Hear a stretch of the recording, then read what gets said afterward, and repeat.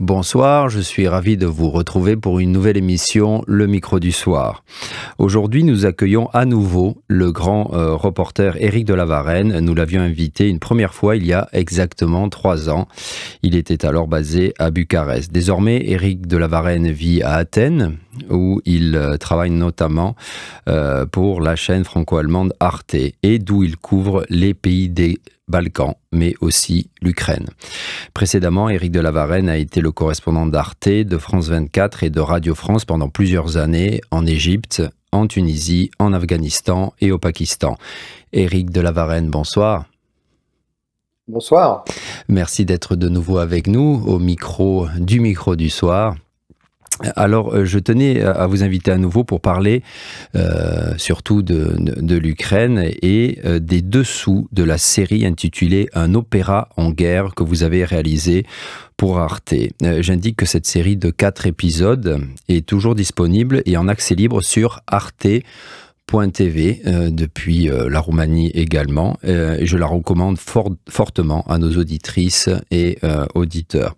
Une série très touchante sur les artistes de l'Opéra national de Kiev, ses danseuses et danseurs, ses chanteuses et chanteurs. Racontez-nous ce qui n'a pas été simple, ce qui vous a le plus touché, ce que vous avez véritablement voulu montrer à travers ces 4 films. Oui, alors encore une fois bonsoir, merci beaucoup. Alors juste pour revenir sur la genèse de cette série, en fait c'est une série qui a été imaginée par une amie réalisatrice qui réside à Paris et qui a été en contact pendant plusieurs mois avec certains artistes de l'Opéra de Kiev. Et puis finalement, elle n'a pas pu partir en Ukraine et elle m'a donc confié les clés de cette série documentaire. Je m'étais rendu précédemment 2 fois en Ukraine depuis le début de la guerre. Et l'idée d'y retourner pour suivre sur une année le travail de ces artistes, eh bien ça m'a beaucoup plu. C'est un conflit qui me touche énormément. Je me sens proche des gens que j'ai pu croiser là-bas, des choses que j'ai pu voir. Peut-être que c'est parce qu'on est en Europe, on est au cœur de l'Europe. Et puis aussi parce que dès le début de ce conflit, je me suis dit que c'était très important de partir en Ukraine pour le documenter le plus possible et se pencher donc sur la vie des gens là-bas. Mmh. Alors, ce qui n'a pas été simple dans un premier temps, le premier déplacement que j'ai fait à Kiev pour l'opéra, donc c'était en janvier 2023, donc il y a un petit peu plus d'1 an. Et à ce moment-là, la ville était bombardée quasiment quotidiennement. Et donc depuis le début de la guerre, il y a plus d'aéroport, on n'a plus aucun accès à l'Ukraine par avion. Donc il faut toujours passer d'ailleurs par la Pologne pour se rendre à Kiev. C'est l'accès le plus rapide, mais quand je dis le plus rapide, c'est quand même un accès très long parce qu'il faut ensuite prendre un train de Varsovie par exemple jusqu'à la frontière ukrainienne et puis prendre un deuxième train qui nous permet de franchir la frontière, de rentrer en Ukraine. C'est un train de nuit en général, ça dure une douzaine d'heures, entre 12 et 15 heures. C'est long, c'est fastidieux, c'est inquiétant, c'est vrai. Et en même temps, il se passe des choses très, très surprenantes dans ces lieux, avec un accueil assez fou. Des Ukrainiens qu'on peut croiser dans ce train notamment. Éric de la Varenne, excusez-moi, je vous coupe, j'ai une question qui me vient en termes d'autorisation en amont du reportage. Qu'est-ce que vous avez dû obtenir? Est-ce que ça a été plutôt simple de tourner à l'opéra? Alors il y a deux choses à obtenir pour ce documentaire particulièrement. D'abord, pour rentrer en Ukraine en tant que journaliste, il faut une carte de presse délivrée par les autorités ukrainiennes. Elle s'obtient très rapidement, ça se fait par internet et c'est extrêmement professionnel, je dois dire. J'ai assez rarement vu ça jusque-là, dans un pays en guerre en tout cas. Et puis ensuite, il a fallu contacter la direction de l'opéra de Kiev et obtenir l'autorisation d'y tourner. Au préalable, j'ai fait un certain nombre de Zoom, enfin de vidéoconférences avec certains artistes qui m'avaient été recommandés et que je souhaitais suivre, des danseurs, des danseuses, chanteurs, chanteuses et musiciens. Et puis ensuite, les portes se sont ouvertes et ça a été assez magique, je dois dire, de rentrer dans cet antre énorme, magnifique, au cœur de Kiev, dans le centre de Kiev, et de pouvoir assez vite gagner la confiance de ces artistes, et finalement passer mes journées à me promener dans les couloirs, dans les salles de répétition, sur scène, dans les coulisses, et tourner le quotidien de ces artistes qui se battent tous les jours pour pouvoir continuer à faire exister leur art. Mais il se passe quelque chose d'extrêmement important en Ukraine, c'est que ça n'est pas simplement un combat pour pouvoir continuer à travailler, mais c'est un combat pour défendre la culture et l'identité ukrainienne, parce que les Ukrainiens sont absolument convaincus que les Russes veulent détruire leur identité, veulent détruire leur culture, et du coup, ces artistes participent de plein pied au combat que livrent les Ukrainiens pour pouvoir résister à l'invasion des forces russes. Et je me rappelle notamment d'entretiens à des couples de danseurs notamment. On sentait chez lui, chez le danseur, vous disiez que évidemment ils menaient eux aussi à leur façon ce combat, mais on sentait chez lui une sorte de mauvaise conscience aussi. Je crois qu'ils étaient plusieurs d'ailleurs, parce qu'ils n'étaient pas sur le front. Donc ils avaient besoin, vous allez me dire si c'est ce que vous avez ressenti également, de se convaincre que leur combat était aussi tout à fait louable et légitime, mais qu'ils n'étaient pas sur le front, ils étaient ailleurs. Ça a été une grande question que se sont posées beaucoup d'Ukrainiens au tout début du conflit. Ça a été la question de savoir si chacun allait s'engager auprès des forces armées, auprès des milices, des groupes qui partaient au début, presque la fleur au fusil, pour défendre leur pays, leur village, leur ville. Et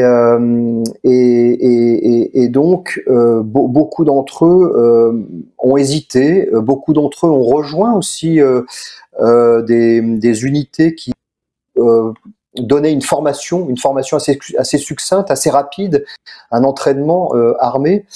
Et puis, certains sont partis, et puis il y en a pas mal qui ont réfléchi et se sont dit, mais où est-ce que je serais le plus utile? Serais-je le plus utile sur le front, sachant que j'aurais reçu une petite formation et que je ne serais pas un vrai militaire, en tout cas au début? Est-ce que je ne vais pas gêner les militaires professionnels dans leur mouvement, dans leur résistance? Ou alors serais-je plus utile dans mon métier, dans ce que je sais faire? Et en l'occurrence, pour ces artistes, leur métier, c'est la culture, transmettre la culture internationale, universelle bien sûr, mais aussi la culture ukrainienne. Et assez rapidement, et notamment cet artiste, ce danseur, a répondu à cette question en se disant non, je reste à l'opéra et je continue de me battre pour faire en sorte que ma culture, la culture ukrainienne, existe, pour faire en sorte que les artistes puissent continuer à se produire, pour faire en sorte aussi que le public ukrainien... Pardon, excusez-moi. Devant des salles pleines, on le voit dans vos reportages, que les salles la grande salle de l'opéra étaient souvent remplies. Les salles sont pleines, c'est assez extraordinaire, mais effectivement, les gens ont besoin de sentir que leur culture est en vie. Et puis aussi ont besoin de couper avec ce quotidien de guerre et de se retrouver comme ça face à un spectacle. La salle est pleine. Il faut savoir aussi qu'il n'y a plus que 2 ou 3 spectacles par semaine, donnés les vendredis, samedis, dimanches, en milieu ou fin d'après-midi. un couvre-feu qui oscille à 10h, 11h ou minuit le soir. Donc chacun doit avoir le temps de pouvoir rentrer chez soi. Et une partie, la salle principale de l'opéra, est interdite parce qu'il fallait que le nombre de spectateurs acceptés dans l'opéra soit égal au nombre de spectateurs susceptibles de pouvoir se protégé dans l'abri qui se trouve au sous-sol, qui est un petit abri. Et du coup, on est passé de spectacles qui permettaient à, si je me souviens bien, à peu près 1200 spectateurs de venir à des spectacles qui permettent désormais à 400 ou 500 personnes de venir, puisque les sous-sols ne peuvent accueillir dans l'abri que 400 ou 500 personnes. Alors, l'opéra s'est adapté. Alors, parallèlement à ce documentaire, donc nous conseillons aux auditrices et aux auditeurs, vous faites souvent des reportages pour le journal d'Arte sur l'Ukraine. Donc, ce sont des formats évidemment plus courts. Aujourd'hui, en tant que reporter, vous vous intéressez à l'Ukraine, mais ce n'est pas seulement le seul pays que vous couvrez, on va en discuter. Mais pour terminer sur l'Ukraine, aujourd'hui, après toutes ces informations, toutes ces images et vu le déroulement du conflit, qu'est-ce qui vous semble essentiel à montrer aujourd'hui? Est-ce que ce sont des reportages avec des angles, comme on dit dans le jargon journalistique, plus décalés, c'est-à-dire sur des sujets comme l'opéra de Kiev qui ne sont pas courants, on va dire? Est-ce que c'est s'intéresser surtout aux personnes? Est-ce que c'est surtout est-ce que ce sont les grands mouvements diplomatiques qui vous semblent importants aujourd'hui? Quel est pour vous les accents les plus importants? Écoutez, il y a deux choses qui sont extrêmement bien, je dois dire, en tout cas extrêmement couvertes. Ces grands mouvements diplomatiques, on en parle beaucoup dans les médias, et on parle beaucoup de la ligne de front. Beaucoup de journalistes partent couvrir les combats, donc on sait à peu près ce qui se passe. Après, l'armée ukrainienne est très prudente avec ça, donc elle ne permet pas aux journalistes de venir toujours très près du front. Ça dépend où est-ce qu'elle a le sentiment d'avoir la maîtrise, en tout cas du terrain, ce qui lui permet de faire venir des journalistes ou non. Mais moi, ce qui m'intéresse finalement le plus, c'est de pouvoir être aux côtés des civils, des gens qui subissent la guerre, et parfois dans des tout petits détails, comme cette histoire de l'opéra de Kiev. Finalement, on est sur l'arrière-front, on est à Kiev, il y a des bombardements, mais il n'y a pas de guerre, il n'y a pas de front, il n'y a pas de ligne de front à Kiev. Et pourtant, à travers le quotidien de ces artistes, on sent cette espèce d'angoisse permanente, on sent cette peur, on sent cette tristesse immense aussi, parce qu'ils ont tous des proches, ou des amis, des proches qui sont sur le front. Ils ont des membres de leur famille qui sont parfois directement impactés par la guerre, parce que ces familles résident dans des villages pas loin de la ligne de front, ou dans des villages qui sont bombardés. Et donc moi, ce qui m'intéresse, c'est ça. Par exemple, la dernière fois que je me suis en Ukraine, pour le journal d'Arte, c'était au mois de février, et j'ai fait le portrait à Kharkiv d'une jeune graphiste qui dessine la guerre, avec des dessins extrêmement légers, tout simples, et elle remet la vie, elle prend des photos des immeubles qui ont été détruits par les bombardements, elle met ça sur son ordinateur, et ensuite elle redessine la vie à l'intérieur de ces immeubles éventrés pour montrer ce qu'était la vie d'avant, je trouve, et ce que pourrait être la vie d'après aussi. Et j'ai été, et voilà, enfin, moi, c'est quelque chose qui m'a bouleversé, et c'est ça que je pars couvrir. J'ai aussi, dans le Donbass, suivi des infirmiers et des médecins incroyables qui se rendent juste à côté de la ligne de front, au péril de leur vie, pour sortir les blessés, les emmener dans un bus médicalisé vers les exfiltrer dans ce bus médicalisé vers les hôpitaux, en leur prodiguant des premiers soins. Et ce sont des médecins et des infirmiers, des médecins et des infirmières qui ne pensent même pas à eux, qui ne pensent même pas au risque dans lequel ils sont, mais qui pensent juste à aller sauver ces soldats blessés. Et voilà, c'est toutes ces choses qui me semblent extrêmement importantes. Je me souviens aussi d'une enseignante à Kharkiv qui donne désormais ses cours. Elle a une classe d'enfants qui ont 8-9 ans, si je me souviens bien. Eh bien, les cours sont donnés dans le métro. Parce que dans le métro, les enfants, donc il y a une partie du métro Kharkiv qui a été réorganisée en salle de classe. C'est une école. Et qui permet aux enfants finalement d'apprendre sans avoir peur des bombardements, parce que dans le métro, ils sont protégés, c'est comme un abri, et du coup, ils n'ont plus à passer de leur salle de classe aux abris dans les sous-sols, avec la peur au ventre. Ils vont à l'école sans avoir peur. Et ben, j'ai trouvé aussi que c'était quelque chose à montrer, à dire, et je trouve que c'est toujours finalement très important d'être proche dans ces conditions des populations civiles, et de montrer déjà comment elles s'organisent, comment elles vivent la guerre, comment elles résistent, et puis quel impact peut avoir la guerre sur ces civils qui ne portent pas d'armes, qui ne se battent pas, mais qui se battent néanmoins au quotidien pour continuer à vivre. Mmh. Éric de la Varenne, alors je sais que vous êtes un journaliste qui vous croyez à votre devoir de montrer de la façon la plus équilibrée, nuancée et objective possible. Maintenant, je poserai une question pas seulement aux journalistes, mais à l'homme qui connaît maintenant bien ce pays et ce qui se passe depuis l'invasion russe. D'après vous, qu'est-ce qu'il va se passer? Est-ce que vous êtes plutôt optimiste? Est-ce que vous êtes parfois désespéré aujourd'hui? Quel est le ou les sentiments qui prédominent par rapport à cette guerre? Écoutez, je crois que comme tout le monde au début, j'étais effaré par cette invasion, et plutôt dans les mois qui ont suivi optimiste, puisque d'une manière générale, les forces ukrainiennes ont réussi quand même à repousser au début les forces russes, et surtout à faire en sorte que leur capitale ne soit pas prise, ce qui était le but initial de Moscou. Et puis, un peu plus de 2 ans après, j'aurais tendance à être plutôt pessimiste pour l'instant, en tout cas, parce que les Russes avancent, et les Russes ont appris de leurs erreurs, et ils se battent mieux.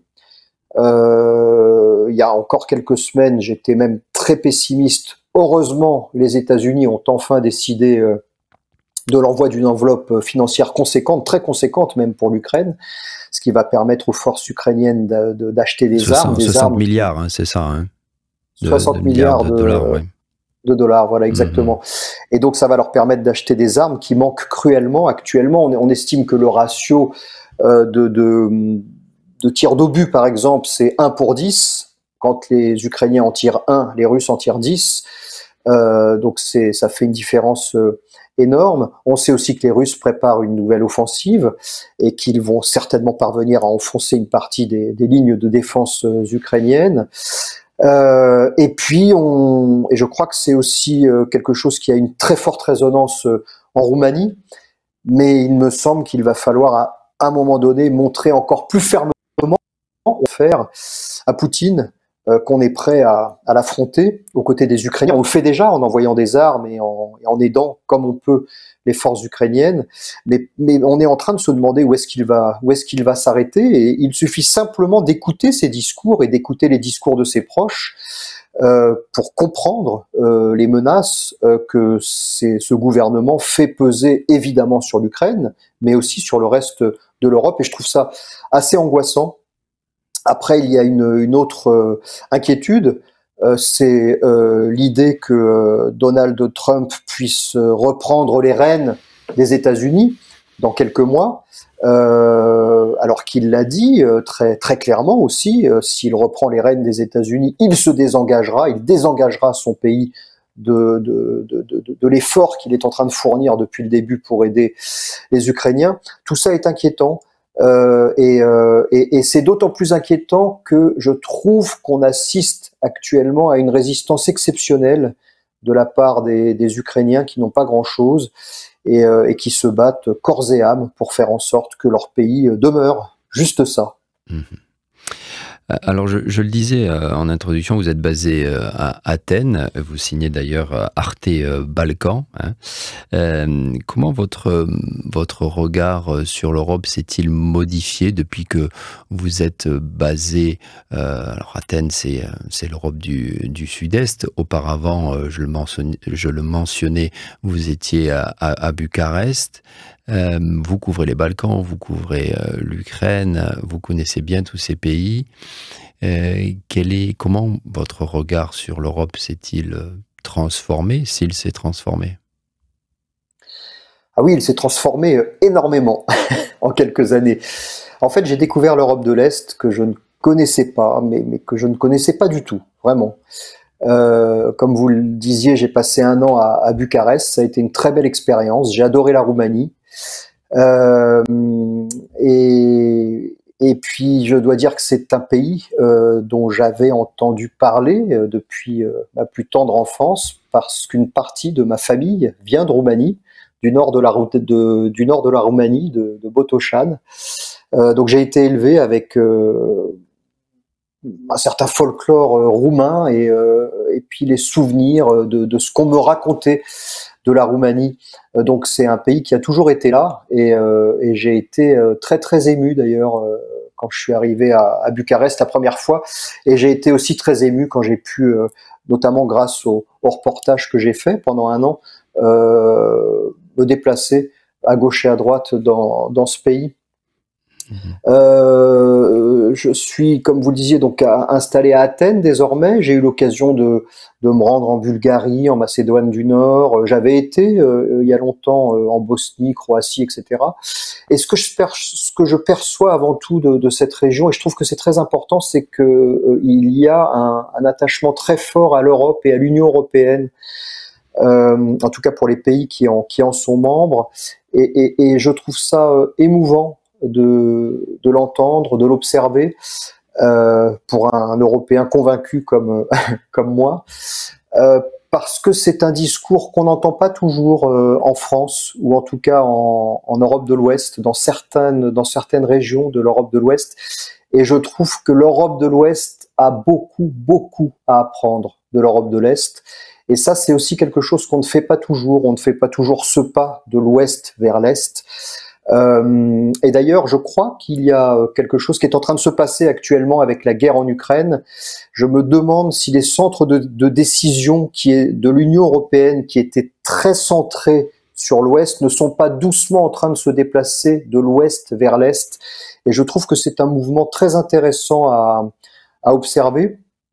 Et il est d'autant plus intéressant à observer juste avant le scrutin européen du mois de juin que il y a beaucoup de sondages qui indiquent qu'il va certainement y avoir beaucoup d'abstention à l'Ouest en tout cas, à l'Est aussi un petit peu, je dois dire. Et je crois qu'on a tous tout à gagner à regarder quand on est à l'ouest vers l'est, quand on est à l'est vers l'ouest, mais je crois que l'Europe de l'Est le fait beaucoup de regarder vers l'ouest. Et pour revenir à l'Ukraine, je crois que les Ukrainiens sont en train de nous donner une énorme leçon d'ouverture, d'entraide et de solidarité en ce moment au sein même de l'Union européenne, enfin à l'intérieur, dans l'Union européenne. Et je crois que l'Europe de l'Est est en train de le faire aussi. Et donc voilà, il y a un mouvement de balancier très intéressant en ce moment. Et au-delà de la ferveur européenne, quand vous dites que l'Europe de l'Est a des choses à apprendre à l'Ouest, alors vous parlez de l'Ukraine, effectivement, la solidarité, et ils nous montrent chaque jour de quoi ils sont capables, ces Ukrainiens. Mais qu'est-ce que vous voulez dire d'autre quand vous dites que l'Est a de quoi montrer des choses à l'Ouest ? Ben, je crois qu'il y a peut-être en termes d'invention ou de réinvention, il y a quand même un certain nombre de pays, si ce n'est tous, ou presque, oui, de l'Europe de l'Est, qui ont été obligés, après 1989, de se réinventer. pour pouvoir se rapprocher de ce qu'on appelle, alors ça dépend où on se place, mais de ce qu'on appelle couramment l'Occident. Et je trouve que ces pays ont réussi à se réinventer. Et c'est peut-être quelque chose qu'on ne fait pas assez en Europe de l'Ouest, d'essayer de s'extraire un petit peu des idées préconçues dans lesquelles on est, de la suffisance parfois dans laquelle on peut être, de l'ethnocentrisme dans lequel on peut vivre, et on va pas regarder véritablement chez l'autre, et essayer d'apprendre de l'autre. Et je trouve que les pays d'Europe de l'Est l'ont fait. Encore une fois, comme je vous le disais, c'est un univers culturel, un univers géographique que je ne connaissais absolument pas. Donc j'avais forcément, comme tout le monde, des idées préconçues. Quand je suis arrivé en Roumanie, je me disais, tiens, comment ça doit être Bucarest, est-ce que ça va ressembler un petit peu à une capitale d'Europe de l'Ouest? Est-ce que ça va être beaucoup plus pauvre? Est-ce que ça va être beaucoup plus bordélique, etc. Et puis finalement, je me retrouve face à quoi? Je me retrouve face à une ville qui est belle, ça je dois dire, mais qui est, je trouve, très bien organisée. Moi, j'ai été frappé par les pistes cyclables partout, alors que c'est pas forcément le cas à l'Ouest. Donc déjà un pas vers l'écologie. Et puis j'ai été, ça je dois dire, j'en parle encore, mes enfants en parlent encore aussi d'ailleurs, mais j'ai été frappé aussi par l'internet qui fonctionne extrêmement bien, et c'est un signe de modernité évident. J'ai été aussi frappé ailleurs qu'à Bucarest, dans les campagnes, par je sais pas, la préservation de cultures proprement roumaines ou proprement d'Europe de l'Est, qui ne sont pas dévoyées par l'ouverture au reste de l'Union européenne et par ce qu'on appelle la mondialisation, par exemple. Donc on arrive à protéger son propre patrimoine aussi, et c'est important. Et je crois que c'est toutes ces choses qu'on a à apprendre. J'ai été aussi frappé par cette jeunesse qui regarde vers l'Ouest et qui regarde peut-être aussi au-delà de l'Ouest, en tout cas qui regarde vers le monde. Quand parfois, dans une ville comme Paris, on entend des plaintes, des gens qui ne comprennent pas pourquoi les autres existent, par exemple. Enfin, alors c'est peut-être un peu schématique ce que je dis, hein, je raconte juste ce que j'ai ressenti. Et je trouve que c'est ces choses-là peut-être vers lesquelles il faut, en tout cas quand on est en Europe de l'Ouest, vers lesquelles aller regarder un peu plus. Éric de la Varenne, j'aurais une dernière question aux journalistes que vous êtes. Après tant d'années de reportages, de documentaires, de quoi avez-vous envie? Quand j'ai regardé votre série Un opéra en guerre, on a senti que ce soit par le jeu de la caméra, par le temps passé à interviewer ces gens et les cadrages, enfin pas mal de choses, qu'il y avait peut-être chez vous un désir aussi de, peut-être pas nécessairement de fiction, mais d'aller au-delà du simple reportage d'information. Est-ce que je me trompe? Pas du tout. Merci pour cette question. Oui, un désir de documentaire de plus en plus. Et puis c'est quelque chose que j'ai découvert avec cette série que je n'avais jamais faite avant. C'est un documentaire sans commentaire qui repose uniquement sur la parole des gens qu'on filme, des gens qu'on découvre et qu'on apprend à aimer. C'est des gens qui me manquent. Voilà, c'est un rendez-vous que j'ai eu pendant un an, tous les trimestres, et puis c'est fini, et j'espère que j'aurai l'occasion de les revoir. Mais donc c'est ce désir de pas de fiction, mais en tout cas de documentaire sans commentaire, et puis de continuer à pouvoir aller vers d'autres univers, d'autres pays, d'autres cultures, et de montrer finalement comment les gens vivent au quotidien. Là j'ai quelques projets comment dire, enfin en cours, écriture ouais. ou en cours, et notamment un projet au Pakistan sur un portrait documentaire que j'aimerais bien pouvoir faire justement sans commentaire, sur une femme assez exceptionnelle qui a monté des petites cliniques dans le sud du Pakistan pour permettre aux femmes enceintes des villages les plus pauvres de venir accoucher gratuitement et surtout en toute sécurité, parce qu'il y a un taux de mortalité des femmes enceintes extrêmement élevé là-bas.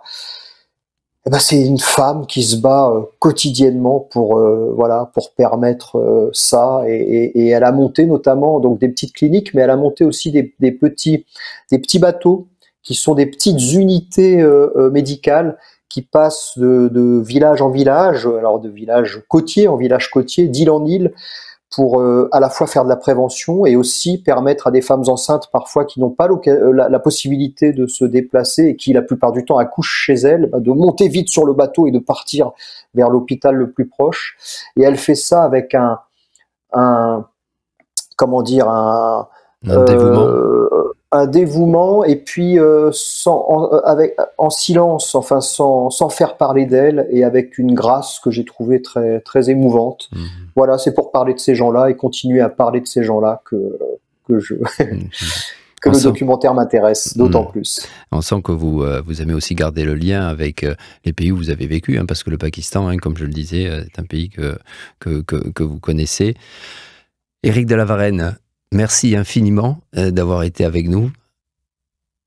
Merci beaucoup. Un plaisir. Et je conseille vivement donc aux auditrices et auditeurs de regarder sur arte.tv, sur le moteur de recherche, on met un opéra en guerre et on a les 4 films. Je les recommande vivement. Merci Éric de La Varenne.